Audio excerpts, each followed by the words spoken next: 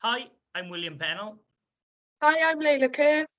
Hi, I'm Maisie Jones. and this is our presentation on exploring play and early learning. When children are engaged in play, they are not only having fun, but developing important skills such as creativity, problem solving, and communication. It is important for practitioners to understand that play is crucial to early learning and development. Throughout our presentation, we will be exploring theory and best practices surrounding play and early learning, and how practitioners can use these concepts to enable learning that follows the values of the curriculum for Wales. Enabling adults. The role of the adult is integral to all learners' progress, but particularly significant in this period of learning. That's from the Welsh Government of 2023. Adults play a fundamental part in developing children of all ages in primary school. They can do this by consistently observing the children in their class. School teachers can observe children in many ways. It is important that for the teacher to consider the type of child they're observing, so they know how it is best to approach the situation. Strategies that a teacher can use are join in and talk with them, watch their actions, notice their behaviours, observe their interactions, interpret their expressions, and also listen to them. The importance of observation cannot be justified enough because of its ability to allow teachers to become closer with their pupils. Observation gives teachers the opportunity to learn about the unique qualities of every child. On top of this, observation does not only allow adults to learn about a child's strengths and qualities, but their weaknesses too. Observation's main purpose is to allow effective analysis to be carried out. From a teacher's point of view, they would be expected to carry out observation when the pupils are learning, playing, and exploring.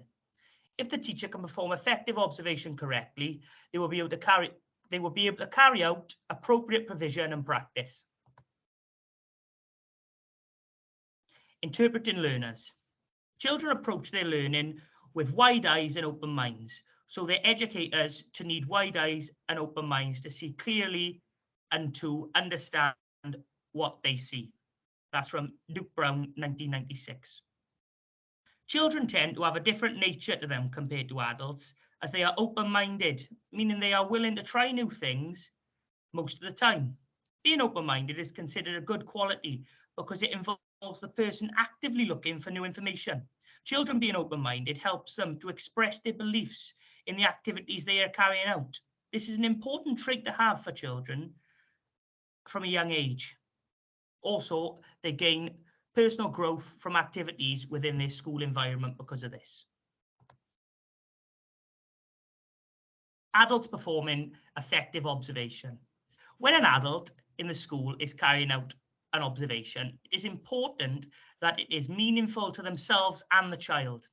When an adult is carrying out observation, it is crucial that they consider the child and to be respectful when doing so. They can do this by making sure the observations are not exclusive or intrusive. When engaging children in discussions, it is important to encourage children to use complex language rather than one-word answers. This will help benefit the interaction for the adult, as they'll have a greater understanding of what the child is trying to say to them. Giving them a chance to propose, and it will also give them a chance to propose a question back to the child. Building a positive relationship with the child, with children prior to carrying out an observation can be a terrific way to make it as effective and efficient as possible. Adults can build positive relationships with the children by engaging with them in an appropriate manner. Taking the children's welfare and wishes into consideration matters when engaging with them, because they can all be observed in diverse ways. Also, when being under observation, children can feel uncomfortable sometimes, as not every child is mentally strong and control their emotions. In the case that the child does not feel that, in the case that the child does feel uncomfortable, it is important that the adult takes a step back and let the child continue to do whatever they want to do. Every child is equal within the school environment, so it is important to make sure the children in the school setting are all included in a fair observation. This can be done by not overlooking every child, by giving each one of them the same assistance unless a disability or mental health determines otherwise. Looking and listening to every child can be a terrific way to make notes which can help the adult understand the child's perspective. By observing every child, it makes the planning cycle easier for teachers as they will have a better understanding of what children are in front of them. How can adults look out for children? So, why is it important for adults to observe children inside and outside of school? It helps show how involved the child is and what skill level they are currently working at. It helps show what the child's interests are. It gives valuable information that can be used to help with the progression of the child. It indicates who their friends are. And on top of this, it deepens the adult's understanding of how the child's emotional state is. When growing up, children need to develop a variety of skills so that they can advance their development. If adults can consistently observe the progression of children's skill level, they will have a greater chance in assisting them as they will have a better understanding of what skills to promote. If an adult knows what a child's interests are, it makes interactions a whole lot easier. Simply knowing the interests of a child can make the interaction between an adult and a child longer. If an adult can uncover a few things that a child likes, they will be able to motivate them in unique ways, which is valuable information because they'll have different information to any other child. It's important for the adult, like a teacher, to know what children are good friends. This is because if the adult can identify which children work well together, they will be able to manage social skills of the children better. By grouping certain children together, they will be able to bounce off each other, which can help contribute to their development skills. Constant communication between the teacher and the children's carers is beneficial for helping track the progress of a child within the school.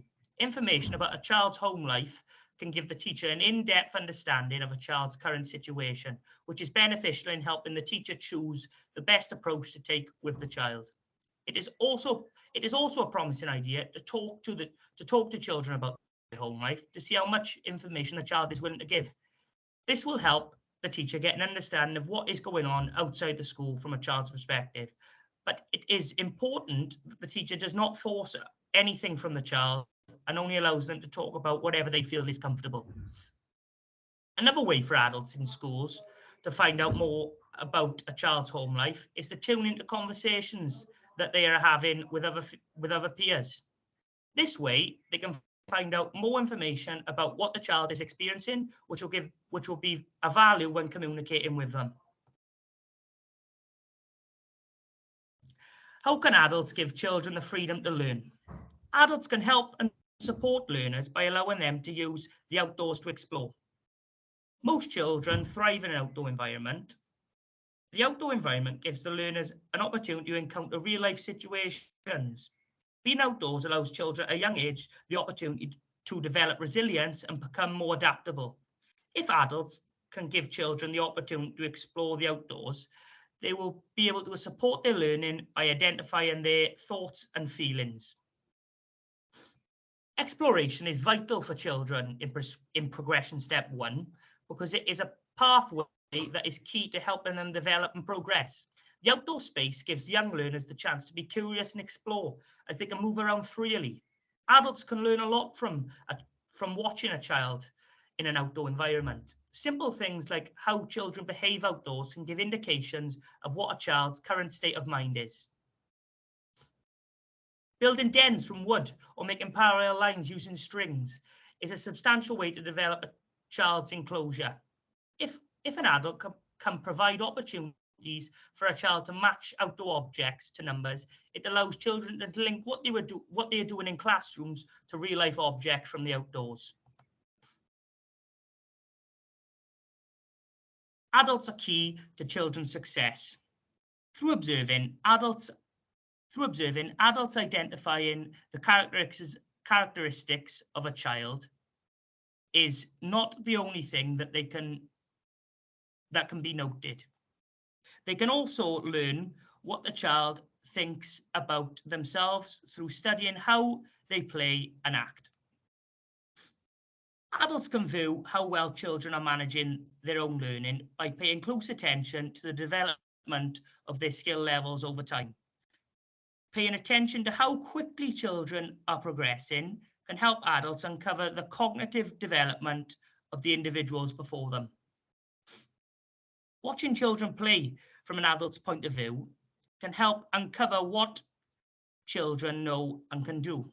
It is fundamental that adults watch over and track children's learning as if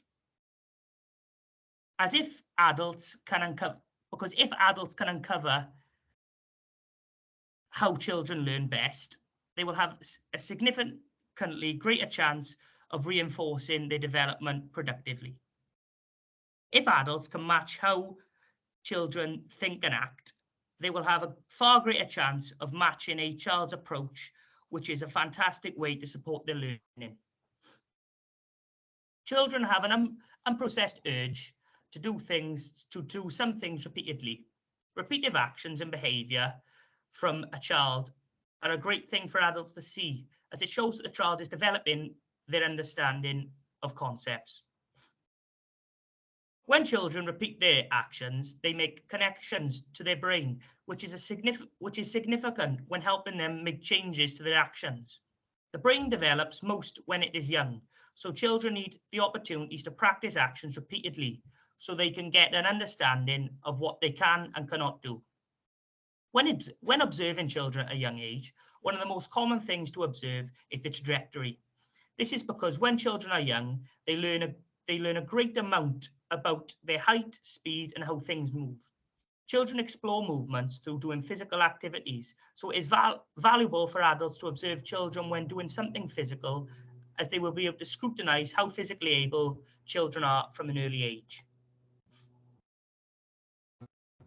How can adults benefit from the Froebelian approach? The Froebelian approach in education is to teach the whole child by teaching them in every development area. These are socially, academically, emotionally, spiritually, and physically. Every child is unique, and the Froebelian approach helps drive this by encouraging learners to reach their potential and learning capacity. The Froebelian approach gives adults the opportunity to have freedom with their guidance, which ultimately allows them the ability to teach children skills freely and effectively. Learning and experimenting through play is at the heart of the Froebelian practice. That's from the Froebelian Trust. The Froebelian approach also shows and signifies to adults the importance of unity when raising children. Relationships is a major part of a child's life and is highly valued. And it is highly valued if a child is able to have a strong relationship with their family and the wider community. The Froebelian approach is big on demonstrating the importance of play for children of a young age. It is believed that it is key to helping children to relate to their inner worlds. The approach enriches play as a learning context, which is believed to allow children to learn productively. The Froebelian approach has proven that by giving children the freedom to learn for themselves has helped them become more aware of their learning. So, how can adults implement pedagogy? Pedagogy is a study of frameworks for teaching to allow meaningful learning for learners. It is important for adults to follow the 3 key principles that are part of the Welsh curriculum, as they are essential to the learning of children of a young age. These 3 enablers are enabling adults, engaging experiences, and effective environments. By providing a child with all 3 of these experiences, we'll give them a pathway for learning to help them grow throughout their early childhood years. All 3 of these enablers allow the children to progress and learn at the pace which best suits them. I will be passing over to Layla.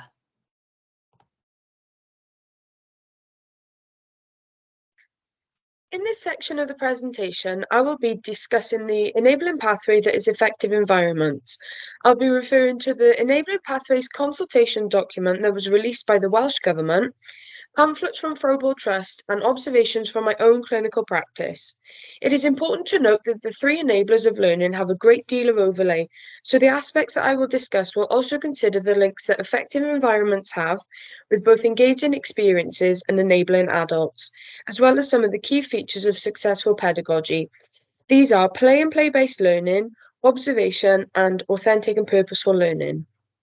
The environment is one of the three key enablers of learning. The Enabling Pathways document highlights that effective environments are vital, as during the period of learning leading to progression step 1, also known as the early years. The Welsh Government states that the exploration of the environment is a key driver for development. Fraser explains that there is undeniable evidence that the classroom environment is such a strong predictor of student results, and that anyone seeking to increase school efficiency should not neglect or disregard the importance of the environment.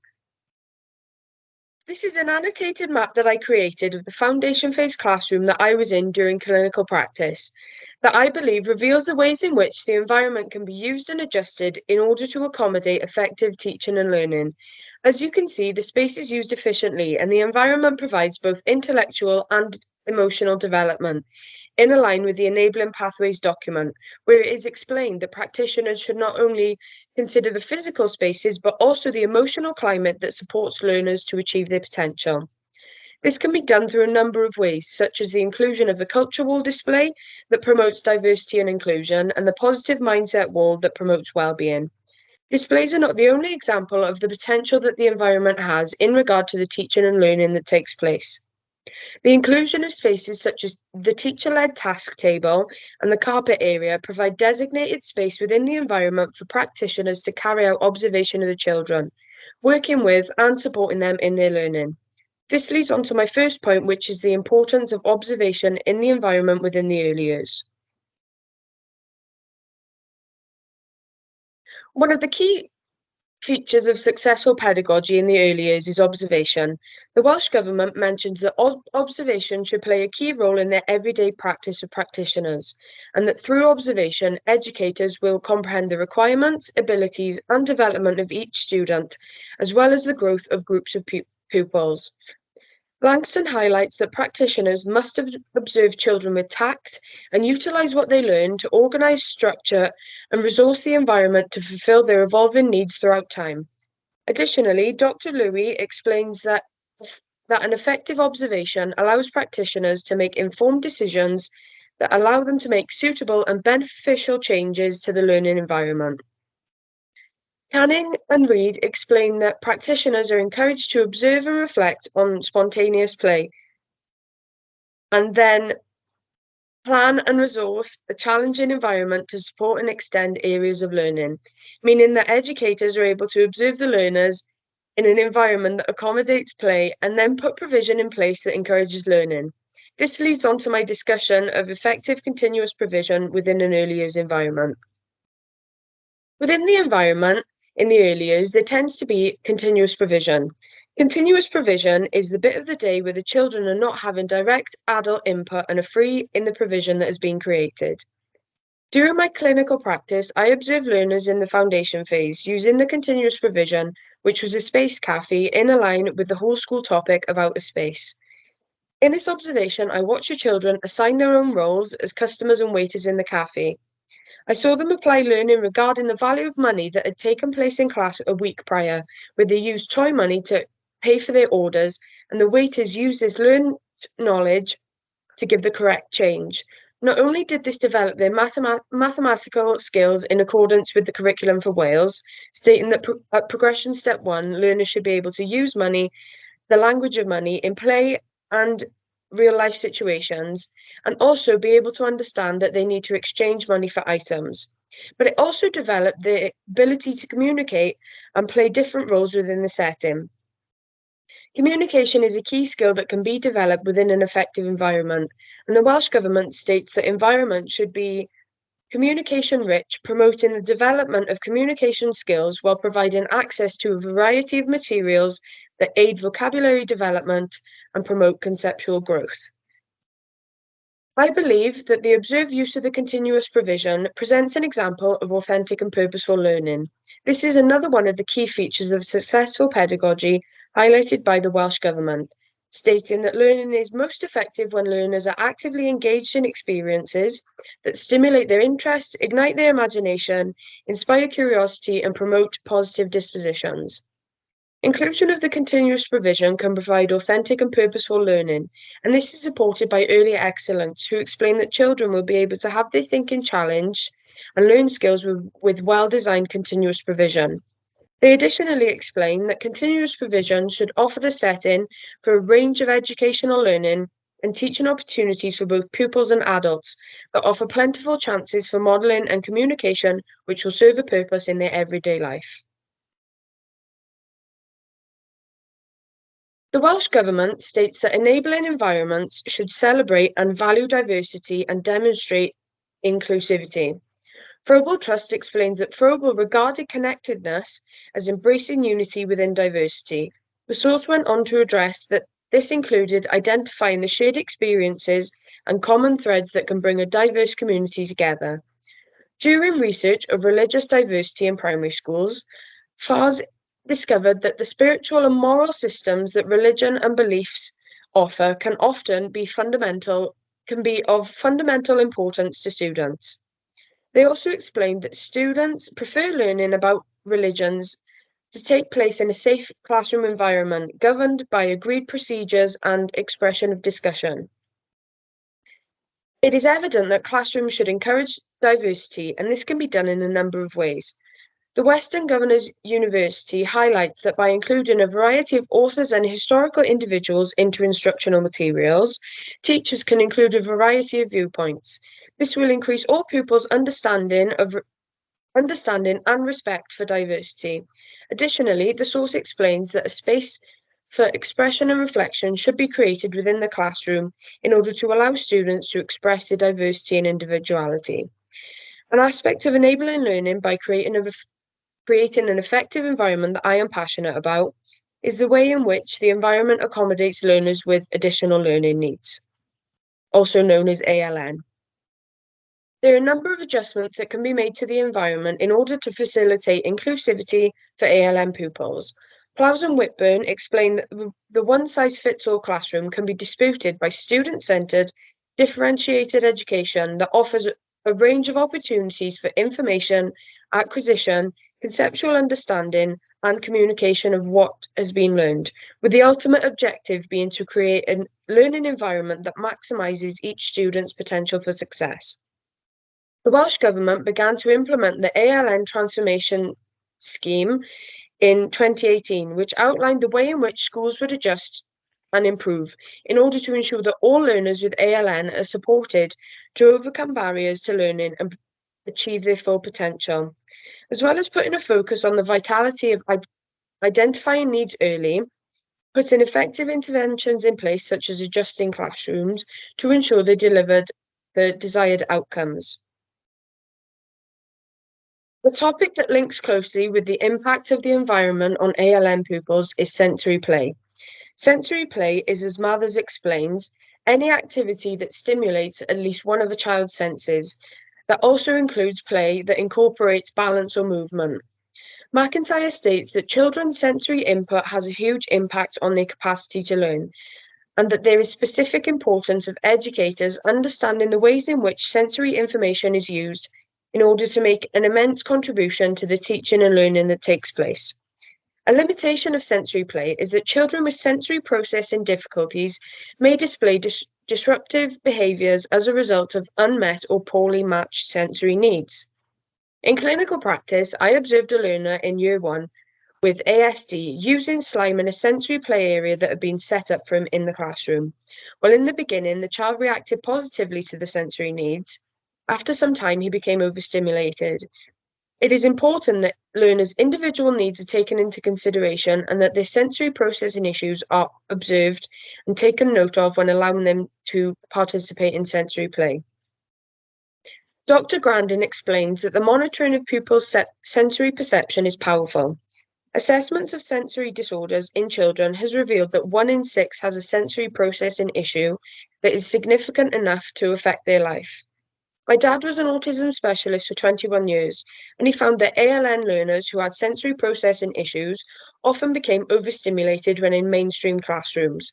However, it was evident that when the pupils took part in sensory play, they were able to regulate their emotions and respond effectively to the teaching and learning that took place. This real-life experience is supported by Dustin and Griffiths, who highlight that sensory strategies can be offered that allow children to carry out everyday occupations in school.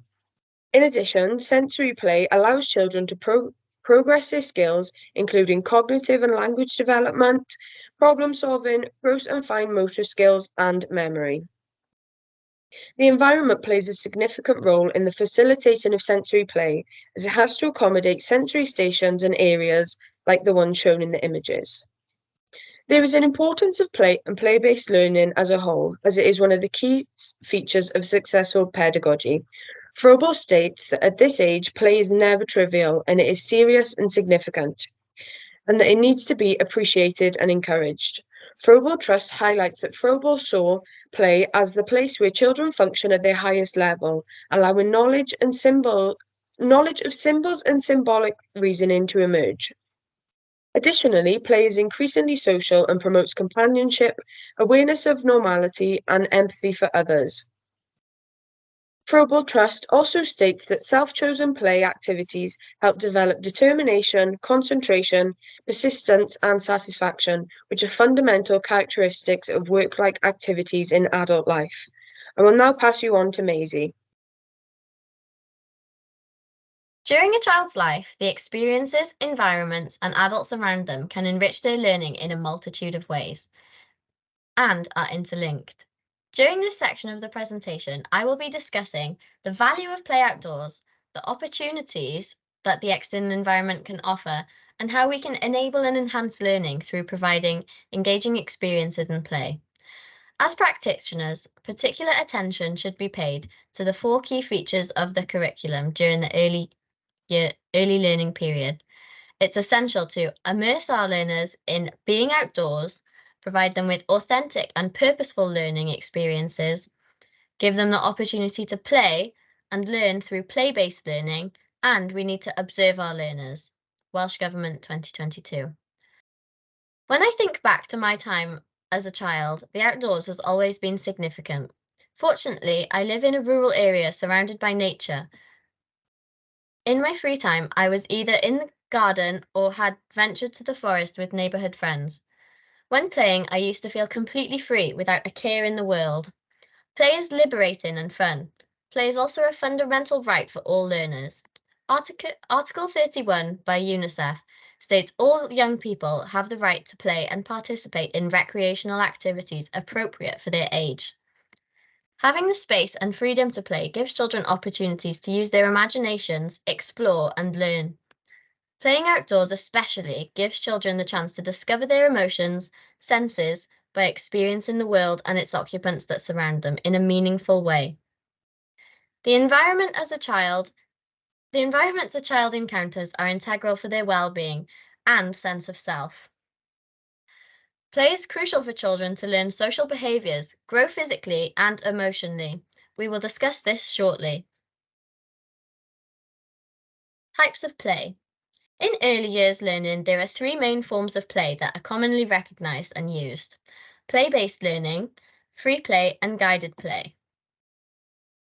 Practitioners should plan their play-based learning to be authentic and purposeful, which is meaningful to the learner. This is a key feature of the curriculum. Curriculum for Wales values play-based learning as particularly effective and reinforces that this should be respected by all practitioners. Play-based learning can be recognised as providing engaging experiences for children to undertake at their own pace. Grindheim, Sawson, and Breckers recognises this. Free play, however, is unstructured and the child leads. This form of play allows learners to investigate the natural environment at their own pace. Ginsberg, 2007. In this way, the learner uses natural curiosity to shape how and what they are exploring. Guided play, on the other hand, involves partial influence from the practitioner through their support or guidance through the experience, but importantly, facilitates the learner with the opportunity to explore the environment in a playful and engaging way. Eisenberg, Jalongo, 2013. Play-based learning has greater purpose and structure, and this approach to learning involves creating playful and fun learning environment that promotes curiosity. Bubikova, Hetland, Woolshield, 2019. It facilitates meaningful interactions with the environment, objects, and others to help the learner make sense of their world. Practitioners can combine the three forms of play outdoors to create rich and engaging learning experiences for children that supports their inquisitive nature and desire to explore. Donaldson, 2015. Free play and outdoor learning are both essential components of early childhood education. Free play allows children to explore and discover the world around them in a safe, secure, and supportive environment. It promotes creativity, imagination, and problem-solving skills, and it helps children to develop a sense of independence and self-confidence. Learners can be themselves and follow their instincts. Outdoor learning provides the opportunity to engage with the natural environment and develop an understanding of the world around them. In doing this, learners experience the natural world and its beauty, developing a sense of awe and connection with the outdoors, and recognizing the value of the things around them and how they can care for it. Donaldson, 2015. Combining free play and outdoor learning experiences allows practitioners to create rich learning experiences that are playful, engaging, and supportive of children's natural curiosity and desire to explore. Free play and outdoor learning are both essential components of early childhood education. Free play allows children to explore and discover the world around them in a safe, secure, and supportive environment.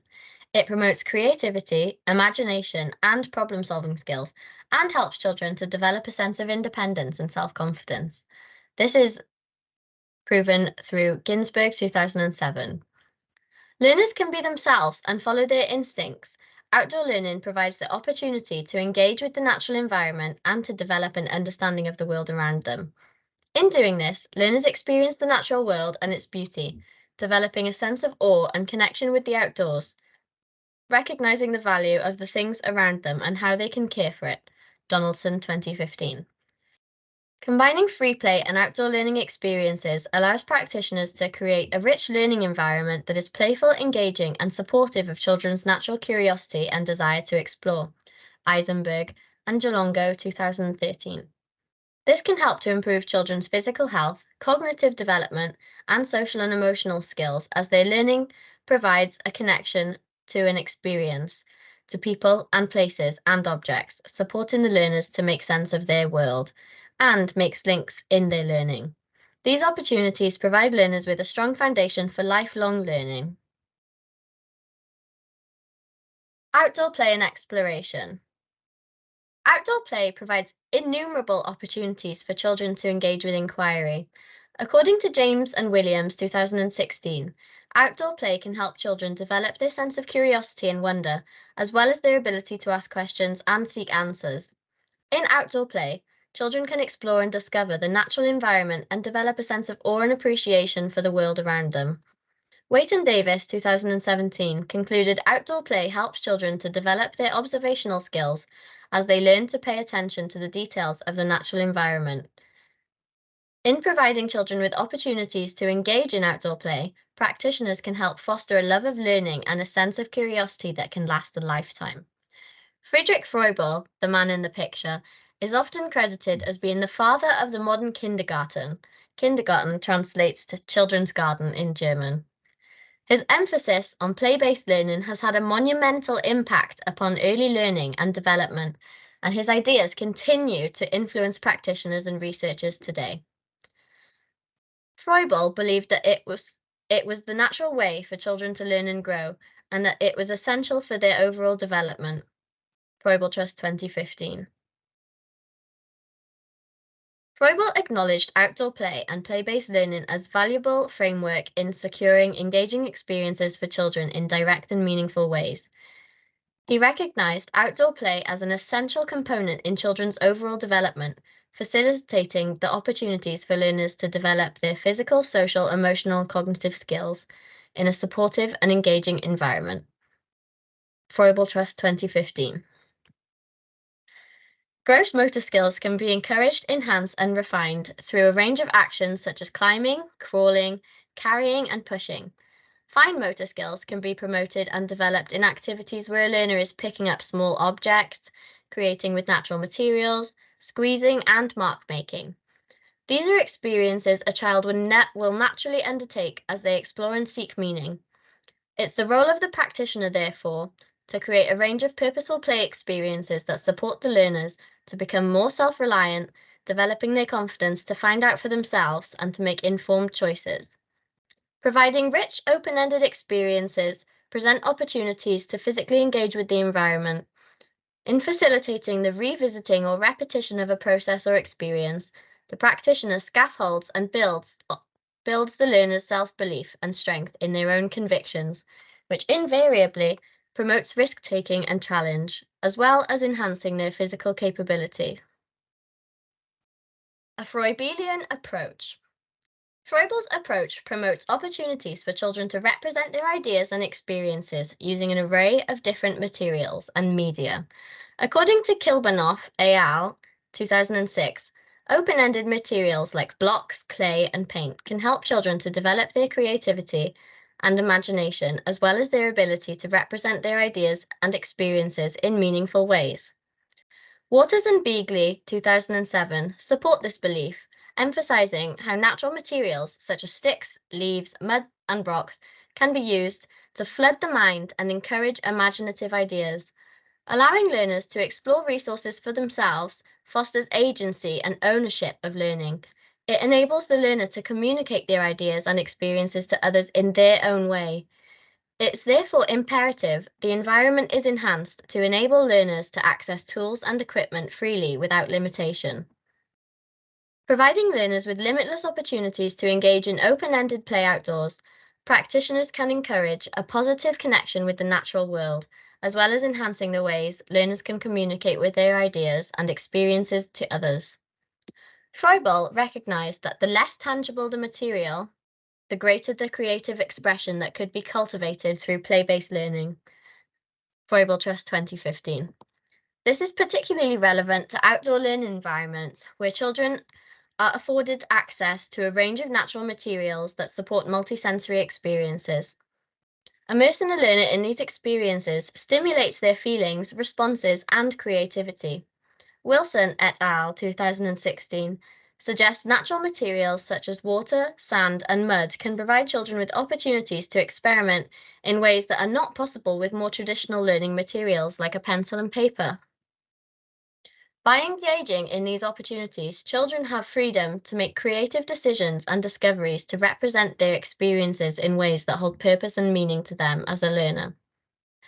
Froebel's emphasis on the use of open-ended materials in play-based learning has had a significant impact on early childhood education, and his ideas continue to inspire practitioners today. Forest schools. Forest schools are a familiar concept in school and early years settings today in Wales. With its roots in Scandinavia, forest schools promote nature-based learning through play. The experiences of forest school are vast, and being immersed in the natural surroundings of a dedicated wild space provide holistic experiences where the learner can explore, discover, adventure, and play purposefully and authentically, which is one of the 4 key features of enabling learning, Welsh Government 2022. In our dynamic technological world, connecting with the natural world away from a screen has never been so important. Early childhood experiences provide foundations of thinking and feeling, which in turn develop our attitudes and behaviours. Opportunities to discover, face, and overcome challenge are part of the experiences of forest school and naturally promote skills integral to the 4 purposes of the curriculum. Donaldson, 2015. In planning these experiences, practitioners need to expose learners to situations where they are forced to make decisions for themselves to become ambitious, capable, confident learners. In a purpose-led curriculum, supporting learners to manage risk and make informed decisions contributes to leading a fulfilling life as valued members of society. During my time on clinical practice, My class had forest school sessions once a week on a Friday afternoon. After a short walk into a heavily forested area, I observed a session where children were given free playtime to climb trees. The only rule was do not climb past the tallest adult and stay within the boundaries shown. This is, in my opinion, a fun and engaging experience that adults can plan to give opportunities for risky play and support learners to manage risks, build resilience, and enhance gross motor skills.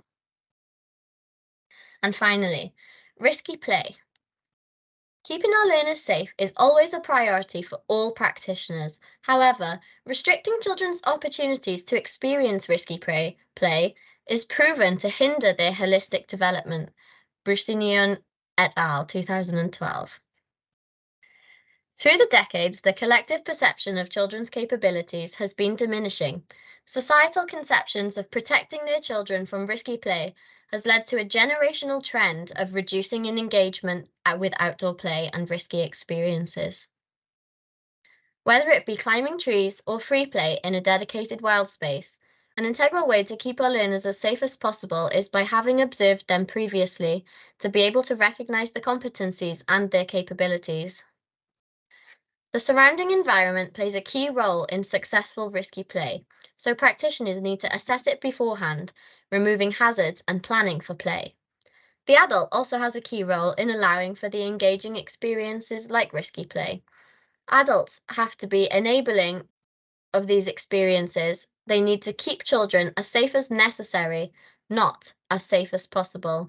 Adran and Ois, 2019.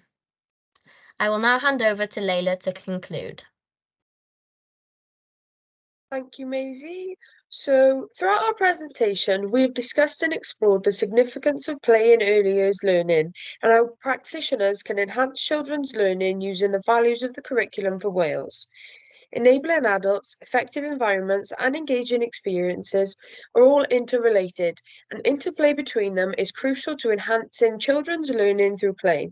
Enabling adults can help create effective environments. Engaging experiences can be planned and facilitated by enabling adults to help children develop integral skills. Effective environments can be created by enabling adults and provide the grounds for engaging experiences. Curriculum for Wales tells us that practitioners can enhance learning effectively when all three enablers are considered. Thanks for listening to our presentation. Our reference list can be found down below.